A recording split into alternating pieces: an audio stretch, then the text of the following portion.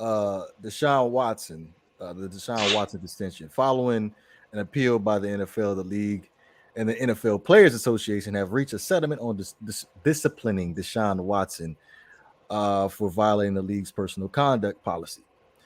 The Mm-hmm. suspension will be the first 11 games of the 2022 season, along with a fine of $5 million. Now, I Mm-hmm. wanted to go ahead and read you the timeline for those that have just been living under a rock over the last couple of Yeah. months. Starting off with the trade from the Houston Texans to the Cleveland Browns, that was March 18th, 2022. But Mm-hmm. July 31st, 2022, that was when Deshaun Watson settled on 23 of his 25 lawsuits that he had. August 1st, 2022, that was the first judge, Robinson, proposes a 6-game suspension. August 3rd was the NFL decided to appeal the 6-game suspension.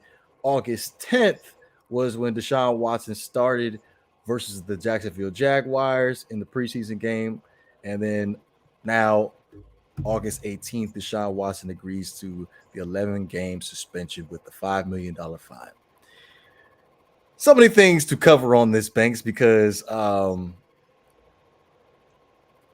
it's been what, 2 years now? It's been 2 years since the first allegation first came out. Well, from the plaintiff's lawyers, with the sexual assault and the misconduct and stuff like that. After he requested a trade from Houston.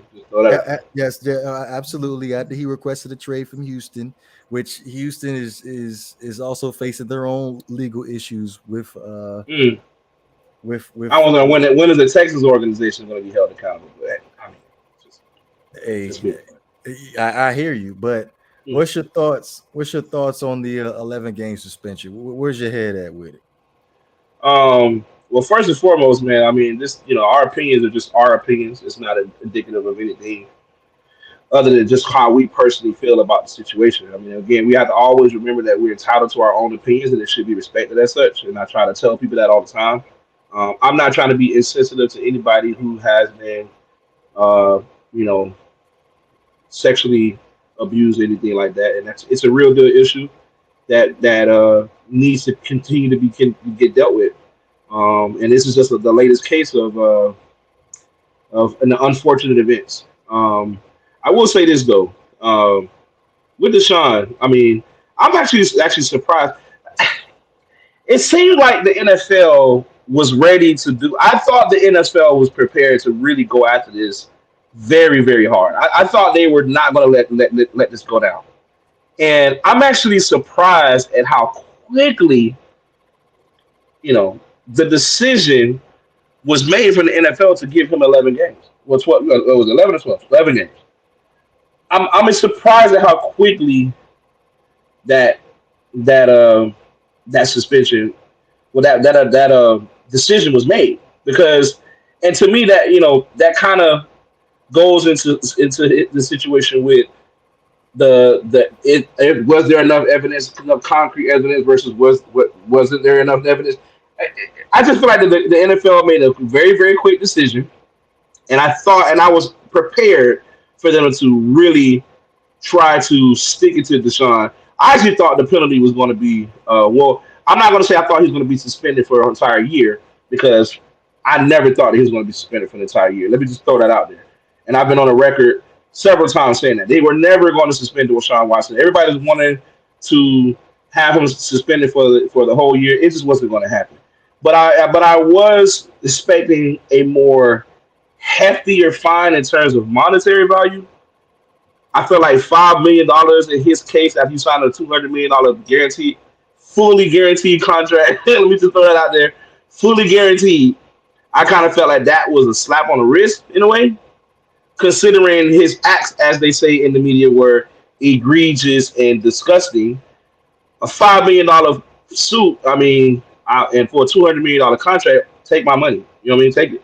That's how, Now, the NFL did do their due diligence in terms of, okay, well, we're going to fine him 11 games, which, okay, we're going to fine him $5 million, which, okay, then we're also going to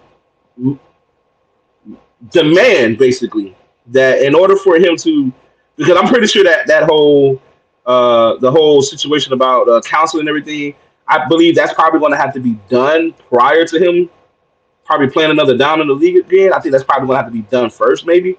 I mean, I want to know what the stipulations on that are because I think that's what should happen. I'm not hearing you, DeVore. Sorry, my bad. Mhm. So Judge Sue L. Robinson, she wrote a 16-page ruling about the decision, but the main thing that was highlighted was that he had to get massage therapy sessions through the organization Mhm. for the duration of his career. Well, excuse me, that had to be approved by the organization through the duration of his career. So he has to do therapy sessions for the rest of his NFL career. So if he wants to get massages, it has to be club approved massage therapist for the duration of his career. Okay, so thank you for clearing that up for me. And I'm like, wait, what? Like, he's a grown man. Like, what? Do you, what? Like, I mean, okay, all right. I mean, when your employer is paying you, I mean, you call the shots. I mean, I get it. You know what I mean? But that first statement didn't really make much sense to me. But I'm glad you cleared it up for me. So yeah, I mean, I don't know, bro. Like everybody was in just this huge uproar. Like, oh, the NFL should do something about this. And I was saying to myself, I'm screaming at the top of my lungs in my head. I'm thinking, why are you guys trying to depend on the NFL as if they have been doing handling any of these situations the best? The NFL has done a terrible job with handling these types of situations in the past. You think about the Ray Rice situation. You think about Nah, for debate. Nah, for debate. We don't care what you said. Nah, for debate. Nah, for debate. Nah, for debate. We ain't hearing what you say. Nah, for debate. Fire!